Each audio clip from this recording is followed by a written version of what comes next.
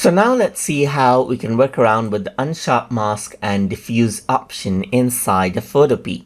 So in order to work around with Unsharp Mask and Diffuse option, first of all, you need to go around over here onto the filter menu right here. And over here you can see that under the sharpen section right here, you can see that Unsharp Mask is an option. So once you go around onto Unsharp Mask, immediately you can see that the image looks more sharp.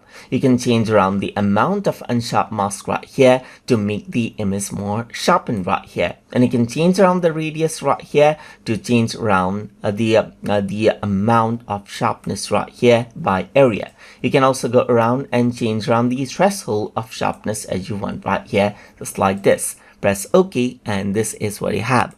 If I were to go around over here onto filter right here and then go to sharpen, right here you got the Unsharp Mask of course, and apart from that you got stylize as well. So in stylize, if I were to go around onto diffuse right here, then you can see that this is what you have right here. It diffuses out the pixels as you can see right here.